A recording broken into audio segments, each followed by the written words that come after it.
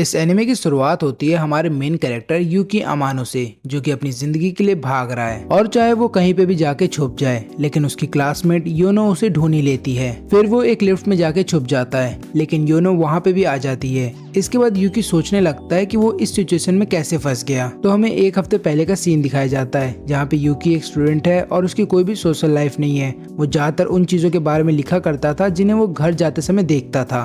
और यूकी के दो दोस्त हैं और दोनों ही इमेजिनरी दोस्त हैं, यानी कि हकीकत में वो एग्जिस्ट नहीं करते। पहले दोस्त का नाम है डेज, जो कि स्पेस और टाइम को कंट्रोल कर सकता है। वहीं पे दूसरी दोस्त का नाम है मरमर, जो उसकी सर्वेंट है। और यूकी का पूरा दिन केवल यही करने में बीतता। वो अपने इन्हीं दोनों इमेजिनरी दोस्तों से बात किया करता था और जो भी चीज रास्ते में उसे दिखती थी उनके बारे में वो अपनी डायरी में लिखता था। फिर एक दिन डेस यूकी से पूछता है कि क्या तुम कोई ऐसा गेम खेलना पसंद करोगे जिसके बाद तुम्हारी जिंदगी एक्साइटमेंट से भर जाएगी। अब यूकी इन चीजों के बारे में ज्यादा ध्यान नहीं देता, क्योंकि उसको यही लगता है कि ये सब चीजें काल्पनिक है, यानी कि रियल में ये एग्जिस्ट नहीं करती, तो इसलिए वो हाँ कर देता है। अब अगले दिन यूकी जब उठता है तो वो देखता है कि उसकी डायरी में काफी सारी चीजें लिखी गई हैं, जो कि उसने खुद से नहीं लिखी। जैसे कि वो अभी 2 मिनट में डबल बुलजाई को हिट करेगा और वहीं पे फिर 10 मिनट बाद सीरियल किलर के बारे में दिखाया जाएगा न्यूज में। अब यूकी इन चीजों के बारे में ज्यादा सोचता नहीं है और उसको ऐसा लगता है कि इन चीजों के बारे में उसने अपनी डायरी में कभी नहीं लिखा था।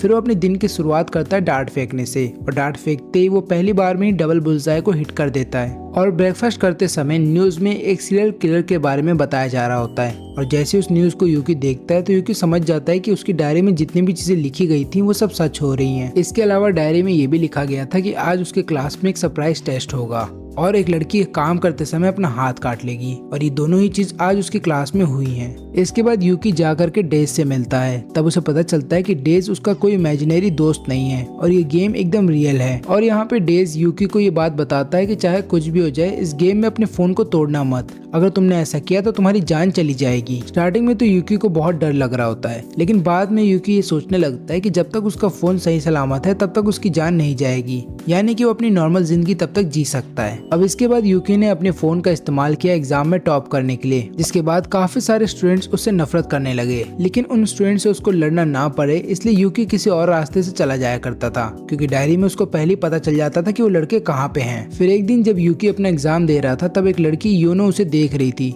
अब यहाँ पे यूकी को डर लग रहा होता है, क्योंकि योनो इससे पहले टॉपर हुआ करती थी, लेकिन अब यूकी ने उसकी जगह ले ली है, तो उसको ऐसा लगता है कि योनो उससे जल रही है। जब एग्जाम खत्म हो जाता है और वो योनो के डेस्क पे जाता है, तो वहाँ पे उसको मरमर की एक छोटी सी स्टैचू मिलती है। तभी उसके फोन में एक नोटिफिकेशन आता है और उस मैसेज में लिखा होता है कि तुम्हारी मौत होने वाली है, केवल कुछ ही देर में एक सीरियल किलर तुम्हारी जान ले लेगा। थोड़ी देर में योनो भी वहाँ पे आ जाती है और यूकी से बोलती है कि थोड़ी देर बाद तुम्हारी जान चली जाएगी। जिसके बाद यूकी डर जाता है और वहाँ से भागने लगता है। लेकिन जब योनो उसे एक जगह पे पकड़ लेती है, तब यहाँ पे उसे ये बात पता चलती है कि योनो के पास भी उसी की तरह एक डायरी है, और यहाँ पे इसको ये लगने लगता है कि योनो ही वो किलर है जो उसकी जान लेना चाहती है। इसलिए वो अपना डार्ट निकाल के उस पर हमला करने वाला होता है, लेकिन योनो उसे किस करती है और बताती है कि मैं वो किलर नहीं हूँ जिसको तुम ढूंढ रहे हो। किलर हमारे सामने खड़ा है और उसके पास भी हमारी ही तरह एक डायरी है, लेकिन मेरी डायरी तुम्हारी डायरी से बहुत अलग है। जैसे कि तुम्हारी डायरी में तुम्हारा फ्यूचर दिखाया जाता है, तो उसी तरीके से मेरी डायरी में मेरा फ्यूचर नहीं बल्कि तुम्हारा फ्यूचर हर 10 मिनट में मुझे दिखाया जाता है। इसलिए मैंने इस डायरी को एक नाम दिया है,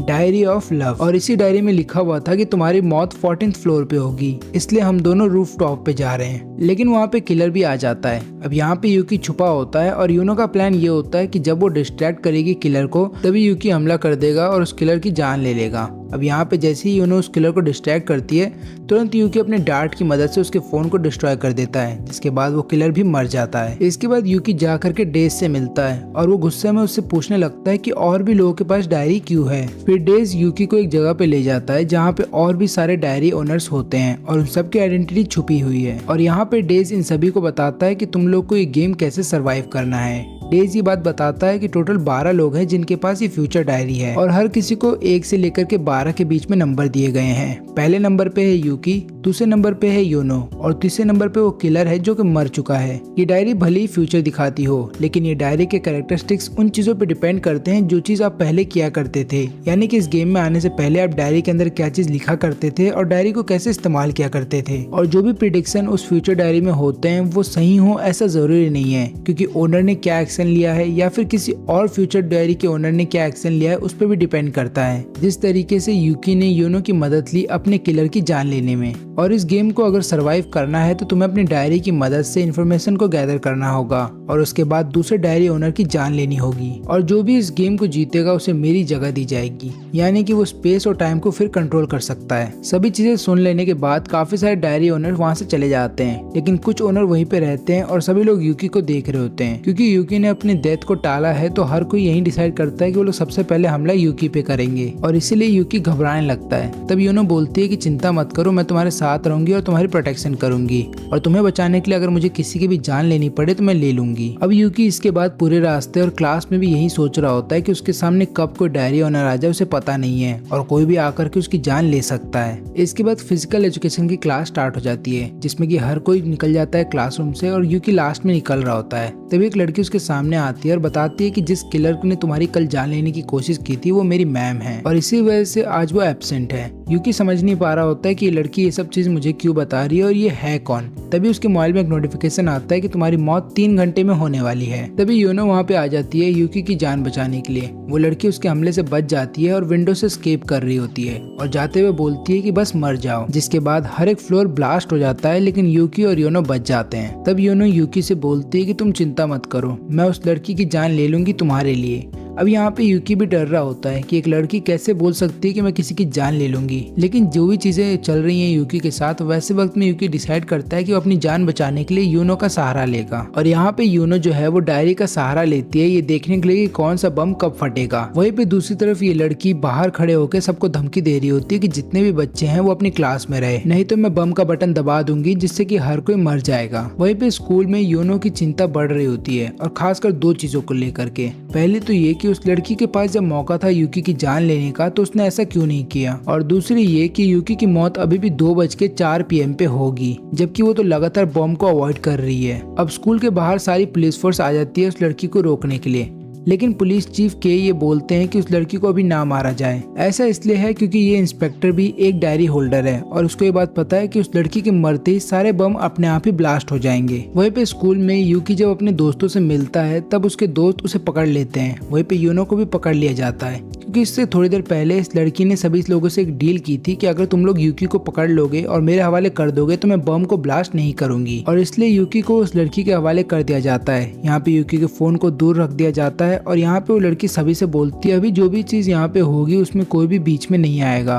अगर तुम में से कोई भी बीच में आया तो मैं बम ब्लास्ट कर दूंगी। लेकिन यहाँ पे योनो को फिक्र होती है यूकी की, इसलिए वो किसी के भी बारे में सोचती नहीं है और वहाँ से भागने लगती है यूकी की जान बचाने के लिए। जिसके बाद एक एक करके बम ब्लास्ट होने लगते हैं और जितने भी बच्चे वहाँ पे उस फ्लोर पे होते हैं वो सब मर जाते हैं। अब यहाँ पे इस लड़की को भी समझ में नहीं आ रहा होता है कि अचानक से क्या हो गया। तभी के वहाँ पे आ जाता है यूकी की जान बचाने के लिए। वो बताता है कि मेरे पास भी एक फ्यूचर डायरी है और मेरा नंबर 4 है। वो ये भी बात बताता है कि मुझे यहाँ पे कोई भगवान नहीं बनना, बस मेरी डायरी मुझे पहले ही दिखा देती है कि कोई भी क्रिमिनल क्या क्राइम करने वाला है ताकि मैं उन्हें रोक सकूं, और मैं यही करना चाहता हूँ। मैं हर एक क्रिमिनल को खत्म कर देना चाहता हूँ ताकि वो कोई क्राइम ना कर पाए। तभी उस लड़की के पीछे से योनो आ जाती है उस पर हमला करने के लिए, लेकिन योनो उस पर हमला करती है इससे पहले वो लड़की बच जाती है और तुरंत वहाँ से कहीं दूर चली जाती है। अब ये मौका देखती है यूकी तुरंत अपना फोन उठा लेता है ताकि उसकी जान को कोई खतरा ना हो। तभी सबको ये बात पता चलती है कि इस लड़की ने इस पूरी जमीन के अंदर लैंडमाइंस बिछा के रखे हैं और उनका जो कंट्रोल है वो उसके फोन में है। यहाँ पे यूकी अपने डार्ट की मदद से उसके फोन को तोड़ने ही जा रहा होता है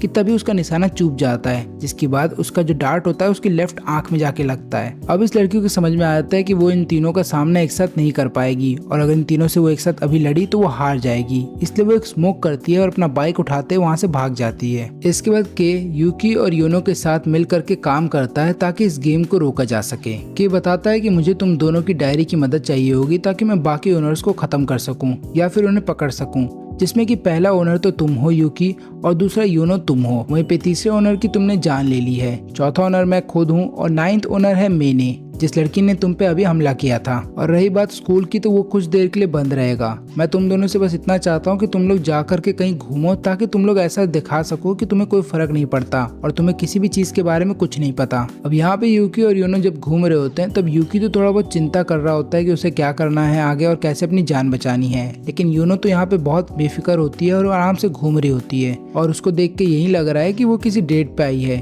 यहाँ पे यूकी ये बात सोच रहा होता है कि हो सकता है वो यूनो के बारे में गलत हो, क्योंकि यूकी को पहले यही लगा था कि यूनो एक स्टॉकर है, लेकिन अब उसको ऐसा लग रहा है कि हो सकता है यूनो उससे प्यार करती हो, इसलिए वो उसकी इतनी फिक्र करती है। फिर आखिरी में यूनो बोलती है कि चलो हम प्लेनेट एरिया में चलते हैं। तब यूकी बोलता है कि नहीं, हम वहाँ नहीं जाएंगे बल्कि हम किसी और झूले पे जाएंगे। फिर दोनों जब साथ में बैठे होते हैं तब यूनो पूछती है कि तुमने मना क्यों कर दिया प्लेनेटेरियम में जाने के लिए, बल्कि तुम्हें तो स्टार्स बहुत अच्छे लगते हैं ना।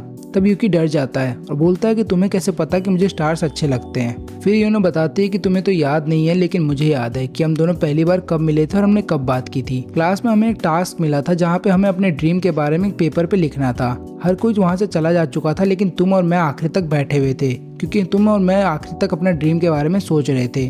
तब तुमने अपनी ड्रीम में लिखा था कि तुम्हें स्टार्स देखने हैं, वो भी अपने पेरेंट्स के साथ। और जब मैंने पूछा कि क्या तुम मेरे साथ चलोगे तो तुमने मना कर दिया। तुमने कहा था कि तुम अपने फैमिली के साथ ही जाओगे, और इसीलिए मैंने अपने ड्रीम में ये लिखा कि मैं तुम्हारी वाइफ बनना चाहती हूँ। अब ये सुनने के बाद यूकी और भी ज्यादा डर जाता है और सोचने लगता है कि एक लड़की ने अपने ड्रीम को इतना सीरियसली ले लिया कि वो मेरी वाइफ बनना चाहती है। वो यहाँ पे यूनो से पूछता है कि क्या तुम मुझसे कुछ छुपा रही हो। उसके जवाब में यूनो बस इतना बोलती है कि मैं तुम्हें अभी कुछ नहीं बता सकती। इसके बाद दोनों घर जाने लगते हैं। फिर यूकी सबसे पहले तो यूनो को उसके घर पे छोड़ के जब जाने लगता है तब यूनो बोलती है कि क्या तुम आज रात मेरे घर पे रुक जाओगे। यूकी यहाँ पे मान जाता है क्योंकि के ने उन दोनों से कहा है एक साथ रहने के लिए जब तक कि वो स्कूल वाली लड़की मिल ना जाए। अब यहाँ पे यूकी को थोड़ा अजीब लग रहा होता है क्योंकि यूनो के घर पे यूनो के अलावा अभी कोई भी नहीं है। वो यही सोच रहा होता है कि उसके पेरेंट्स कहाँ हैं। तभी लाइट चली जाती है और यहाँ पे यूनो किचन के अंदर होती है। तब यूकी ढूंढ रहा होता है वॉशरूम। वो अपने फोन का इस्तेमाल करता है वॉशरूम को ढूंढने के लिए और वो अचानक से एक डोर के पास आके रुक जाता है। अब इस डोर के बारे में फ्यूचर डायरी के अंदर कुछ भी नहीं लिखा था,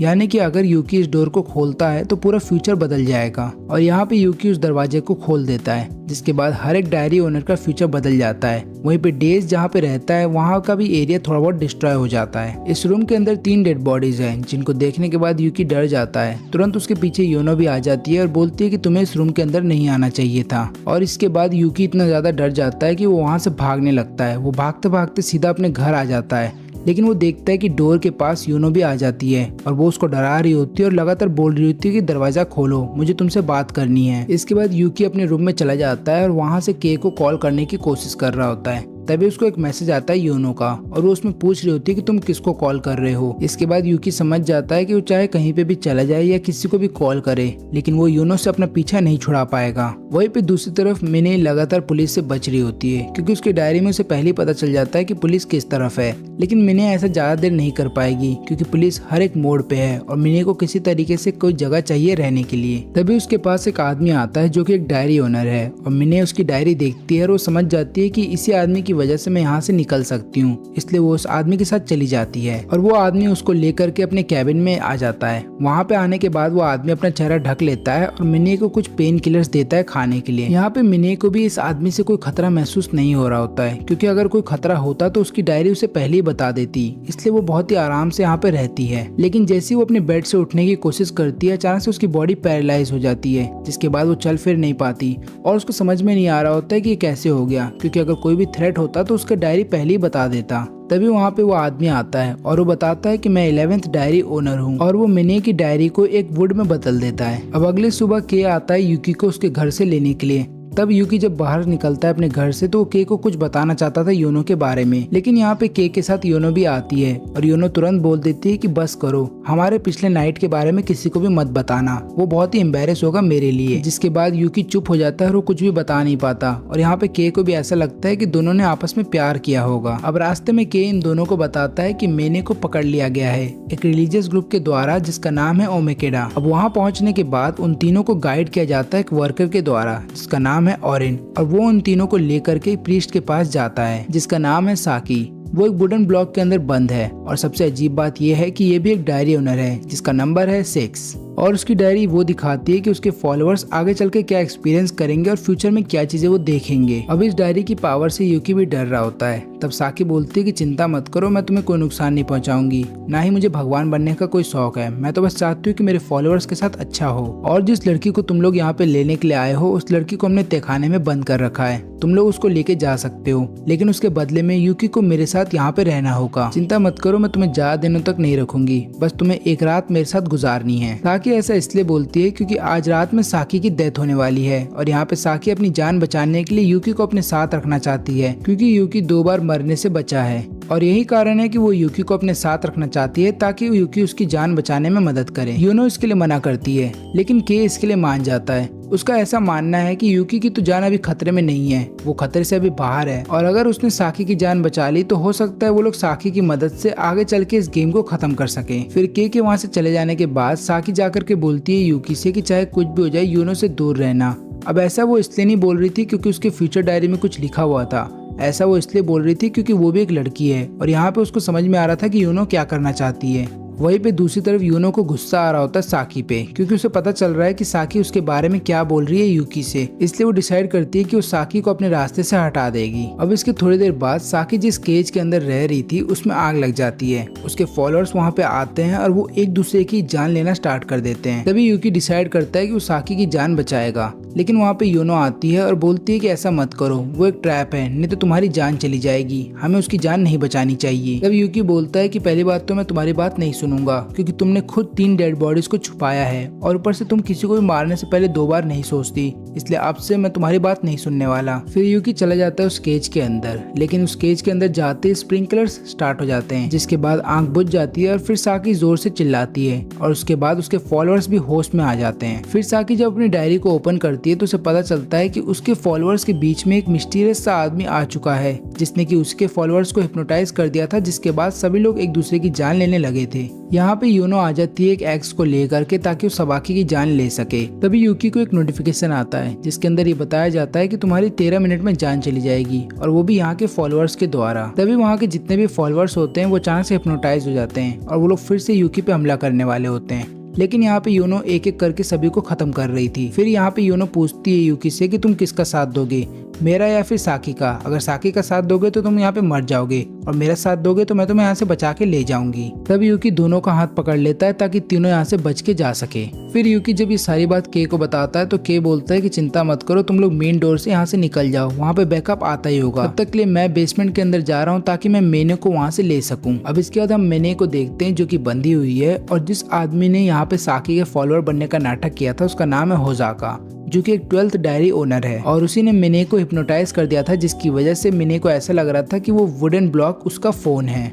और उसी ने यहाँ के सभी फॉलोअर्स को भी हिप्नोटाइज कर दिया था। उसको ये बात पता है कि अगर उसे साकी की डायरी को हराना है तो उसको सबसे पहले कंफ्यूजन क्रिएट करना होगा। होजाका की डायरी की पावर ये है कि वो उसको पहले ही नोटिफाई कर देता है अगर कोई भी क्राइम होने वाला है। ये सेम टू सेम पावर है के की तरह, लेकिन के की डायरी में सारे इन्फॉर्मेशन रिटर्न होते हैं, वहीं पे होजाका की डायरी में सारे इन्फॉर्मेशन वॉइस मैसेज में होते हैं। ऐसा इसलिए है क्योंकि होजाका ब्लाइंड है, लेकिन होजाका की सुनने की शक्ति बहुत अच्छी है और यहाँ पे वो लगातार सुन रहा होता है कि कैसे बाकी डायरी ओनर्स उसका प्लान बेकार करना चाहते हैं। वहीं पे ऊपर ये तीनों भाग रहे होते हैं अपनी जान बचाने के लिए, लेकिन अब कोई भी फॉलोअर्स इनके ऊपर हमला नहीं कर रहा होता है। तभी साकी बोलती है कि रुक जाओ, हमें उस इंट्रूडर को ढूंढना होगा और उसको खत्म करना होगा। तभी यूकी को कॉल आता है के का और यहाँ पे के बताता है सारी बात कि जिस आदमी को हम लोग ढूंढ रहे हैं उसका नाम है होजाका, वो एक 12th डायरी ओनर है और वो अंधा है और वो बहुत जल्द तुम लोगों से आके मिलेगा ताकि तुम्हारी जान ले सके। अब इसके बाद इनके सामने 5 लोग आ जाते हैं और वो पांचों इस बात का दावा कर रहे होते हैं कि जिस डायरी ओनर को तुम लोग ढूंढ रहे हो वो मैं ही हूँ। तभी इनमें से एक यूकी से बोलता है कि साकी पे भरोसा मत करो, साकी का जो रिलीजियस ग्रुप है वो बहुत सारे इलीगल एक्टिविटीज में शामिल है, वो तुम्हें धोखा दे देगी।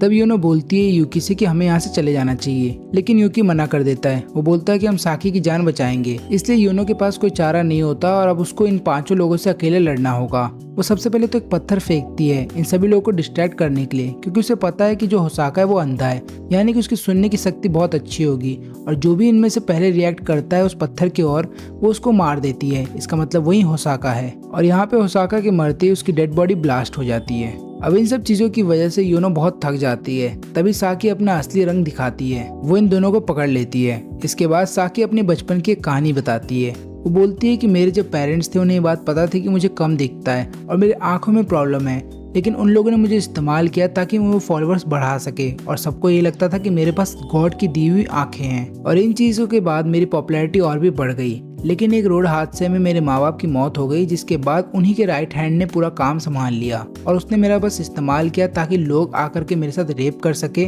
और एक गॉड का फिगर मुझे दिखा दिया ताकि लोग दिन भर मेरी बस पूजा करें। और यही कारण है कि मैं यहाँ पे सबका गॉड नहीं बनना चाहती, बल्कि मैं डेविल बन के दुनिया ही खत्म करना चाहती हूँ। इसके बाद साकी यूकी को किस करती है यूनो के सामने, ताकि यूनो को जेलस फील हो। इसके बाद साकी जब अपनी डायरी को खोलती है और उसमें लिखा होता है कि तुम्हारी मौत होने वाली है, तो साकी डर जाती है, क्योंकि उसको लगता है कि होसाका की तो डेथ हो गई है, तो उसको कौन मारेगा। तभी वो देखती है कि यूनो पागल हो गई है और एक फॉलोअर को जान से मार रही है। फिर वो साकी पे भी हमला कर देती है, लेकिन उसका एक हाथ काट पाती है। फिर उसके बाद उसको पता है कि वो बेहोश होने वाली है, तो वो अपना फोन यूकी को दे करके वहाँ से भागने को बोलती है और वहीं पे बेहोश हो जाती है। अब यहाँ पे के ये सब चीजें मिनी के साथ देख रहा होता है और उसके जितने भी बैकअप होते हैं वो भी आ चुके हैं, लेकिन फॉलोअर्स उनको अंदर आने नहीं देते। यहाँ पे साकी डिसाइड करती है कि वो योनो का इस्तेमाल करेगी ताकि यूकी अपने आप ही उसके पास आ जाए। यहाँ पे साकी के लिए यूकी बहुत ही इंपॉर्टेंट है। ऐसा इसलिए है क्योंकि यूकी 3 बार मौत से बच चुका है और उसको ऐसा लगता है कि अगर यूकी जिंदा रहेगा तो उसका प्लान कभी भी कामयाब नहीं हो पाएगा। वहीं पे दूसरी तरफ यूकी छुप रहा होता है और वो लगातार अफसोस कर रहा होता है कि उसे यूनो की बात पहले ही सुन लेनी चाहिए थी और साकी पे ट्रस्ट नहीं करना चाहिए था। भले ही यूनो ने काफी सारे राज ऐसे छुपा के रखे हैं जो आज तक उसने मुझे नहीं बताए हों, लेकिन वो मुझसे प्यार करती है और हो सकता है वो प्यार के चक्कर में आज तक मेरी जान बचा रही है। तभी एक अनाउंसमेंट होती है और यहाँ पे साकी अनाउंस करती है कि यूकी तुम्हें जल्द से जल्द मेरे पास आना होगा, नहीं तो मैं यूनो के साथ वैसा ही टॉर्चर करूंगी जैसा मेरे साथ पहले हुआ करता था। यूकी डिसाइड करता है कि वो जाएगा यूनो की जान बचाने के लिए और जाने से पहले वो अपने साथ एक बॉल रख लेता है। उसको ये लगता है कि उस बॉल का इस्तेमाल वो करेगा ताकि वो साकी को डिस्ट्रैक्ट कर सके। जब वो वहाँ पे पहुँचता है तो उस बॉल को फेंक देता है, जिससे कि साकी डिस्ट्रैक्ट हो जाती है। लेकिन उसे ये बात पता नहीं होती कि ये बॉल जो है वो साकी की बचपन की बॉल है, जो उसकी माँ ने एक आखिरी गिफ्ट दिया था उसे मरने से पहले। इसकी वजह से साकी डिस्ट्रैक्ट हो जाती है और लगातार बस उस बॉल की तरफ देख रही होती है और इसी बात का फायदा उठा करके यूकी हमला कर देता है उसकी डायरी पे, जिसकी वजह से साकी मर जाती है। इसके बाद पुलिस एंटर कर जाती है उस एरिया में और बाकी सभी फॉलोअर्स को अरेस्ट कर लेती है। अब यहाँ पे यूकी को समझ में नहीं आ रहा होता कि यूनो कैसी लड़की है। पहली बात तो वो 3 डेड बॉडीज के साथ रहती है और वो उसके बारे में कुछ भी नहीं बताती, और ऊपर से वो मुझसे इतना ज्यादा प्यार करती है कि वो किसी की भी जान ले लेगी। और यही बातें सोच करके फिर यहाँ पे यूकी यूनो को किस करता है। वहीं पे मिने को अरेस्ट नहीं किया जाता क्योंकि के ने उसके साथ एक सीक्रेट डील की है जिसके बारे में वो किसी को नहीं बताता। अब इस हादसे के 1 हफ्ते बाद यूकी की जो माँ है रियो, वो मिलने आई होती है यूकी से, क्योंकि बहुत सालों तक वो ज्यादातर आउट ऑफ कंट्री काम करती हैं और वहीं पे रहती हैं और कभी कभार मिलने आती हैं यूकी से। जब वो लोग घर पहुंचते हैं तो देखते हैं कि वहाँ का विंडो टूटा हुआ है, जिसके बाद यूकी डर जाता है और जल्दी अपना फोन चेक करता है तो उसे पता चलता है कि यूनो उसके घर में घुस गई है। यहाँ पे यूनो बताती है कि मुझे पता चला कि तुम्हारी माँ आने वाली है, इसलिए मैंने घर का सारा काम कर दिया और घर पे खाना भी बना दिया था। रियो इन सब चीजों से इम्प्रेस हो जाती है और उसको ऐसा लग रहा होता है कि ये लड़की यूकी की गर्लफ्रेंड है। उसके बाद जब वो खाना खाती है तो वो और भी ज्यादा इम्प्रेस हो जाती हैं और बोलती है कि तुम आगे चल के मेरे बेटे से शादी कर लेना। इसके बाद रियो यूकी से बोलती है कि होजो कल से यहाँ पे रहने के लिए आएगा, मेरे ही दोस्त का बेटा है और मेरा जो दोस्त है वो साकी का फॉलोअर था, लेकिन वहाँ पे अचानक से पता नहीं कैसे सब लोग मार दिए गए या फिर कैसे मरे ये आज तक किसी को नहीं पता चला, इसलिए कल से होजो यहाँ पे रहने के लिए आएगा। लेकिन अभी के लिए योनो तुम आज रात यहीं पे रुक सकती हो। अब यहाँ पे योनो बहुत खुश हो जाती है क्योंकि उसे एक रात गुजारने को मिल जाएगी यूकी के साथ। अब यहाँ पे रियो उसका जो बेड है लगा देती है यूकी के बगल में और जाने से पहले बोलती है यूकी से कि कुछ भी ऐसा मत करना कि शादी से पहले ही तुम्हारे बच्चे हो जाएं। लेकिन योनो बोलती है यूकी से कि हम दोनों साथ में नहीं सो सकते क्या। यूकी बोलता है कि नहीं, मैं तुम्हें पसंद नहीं करता हूँ, इसलिए हम दोनों साथ में नहीं सोएंगे। तब योनो बताती है कि पर ऐसा समय आएगा जब तुम मुझसे प्यार करने लगोगे, क्योंकि इस डायरी के अंदर लिखा है कि ठीक 28 तारीख को तुम मुझे प्रपोज करोगे और हम दोनों एक हो जाएंगे। इसके बाद यूकी शर्मा जाता है और चुपचाप सोने चला जाता है। यहाँ पे योनो सोने से पहले ये सोच रही होती है कि अच्छा हुआ यूकी की माँ बहुत ही कूल नेचर की है और उन्होंने मेरे को यहाँ पे रहने दिया। अगर वो मुझे यहाँ पे रहने नहीं देती तो हो सकता था आज वो जिंदा नहीं बचती। अगले सुबह होजो आ जाता है जो बहुत ही क्यूट दिखता है। वो आते अपनी ड्राइंग स्टार्ट कर देता है और यहाँ पे वो योनो की ड्राइंग बना रहा होता है। फिर ड्राइंग बना लेने के बाद वो योनो को दिखाने जाता है। उसके हाथ में एक सीजर भी होता है, लेकिन गलती से वो योनो पे गिर जाता है। सबको यही लगता है कि वो सीजर योनो को लग गई होगी, लेकिन ऐसा नहीं होता। योनो बताती है कि मेरे बीच में तकिया था जिसकी वजह से मैं बच गई। फिर होजो माफी मांगता है और वॉशरूम चला जाता है। फिर वॉशरूम में जाने के बाद ये पता चलता है हमें कि वो सब जानबूझ के किया गया था, क्योंकि यहाँ पे होजो एक 5th डायरी ओनर है और उसने जान लेने की कोशिश की थी योनो की।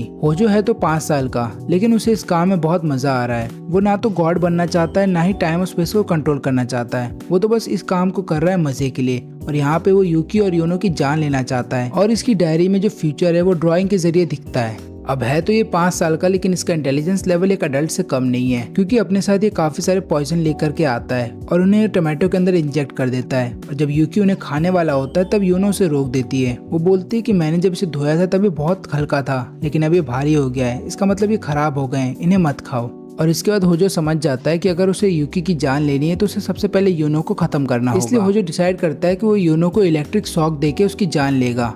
वहीं पे यूकी की डायरी में एक नोटिफिकेशन आ जाता है जहाँ पे उसे पता चलता है कि यूनो की जान अब से केवल कुछ ही देर में होने वाली है इलेक्ट्रिक शॉक की वजह से। यहाँ पे यूनो जब नहा रही होती है तब होजो कुछ इलेक्ट्रिक वायर को लेकर के आ जाता है और उसके पानी में डालने वाला होता है कि तुरंत इलेक्ट्रिसिटी चली जाती है। अब ये चीज किया होता है यूकी ने, और जब यूकी वहाँ पे आता है तो उन दोनों को पता चल जाता है कि होजो भी एक डायरी ओनर है। इसके बाद यूकी अगले दिन से स्टार्ट कर देता है उसकी डायरी को खोजना, लेकिन वो उसकी डायरी को खोज नहीं पाता। तब होजो बोलता है कि तुम्हारे अंदर जितना छोटा दिमाग है तुम लोग मेरी डायरी को कभी खोज नहीं पाओगे। वो लगातार कोशिश करता है लेकिन कभी भी उसकी डायरी को खोज नहीं पाता। इसके बाद यूनो डिसाइड करती है कि वो डायरेक्ट होजो के ऊपर हमला करेगी और उससे जबरदस्ती उगलवाएगी कि उसकी डायरी कहाँ है, लेकिन गलती से वो चोट लग जाती है यहाँ पे यूकी की माँ को, और यूकी ये नजारा देख लेता है। इसके बाद यूनो माफी मांगती है। तब यूकी बोलता है कि चिंता मत करो, वो अभी खतरे से बाहर है, और ऊपर से तुम इतना ज्यादा लोड क्यों ले रही हो, उसकी डायरी तुम आराम से ढूंढ सकती हो बिना उसको नुकसान पहुंचाए। इसके बाद यूनो बोलती है कि हाँ मैं उसकी डायरी ढूंढ के रहूंगी। फिर यूनो बहुत ज्यादा ध्यान लगाती है और बहुत कोशिश भी करती है उसकी डायरी को ढूंढने का।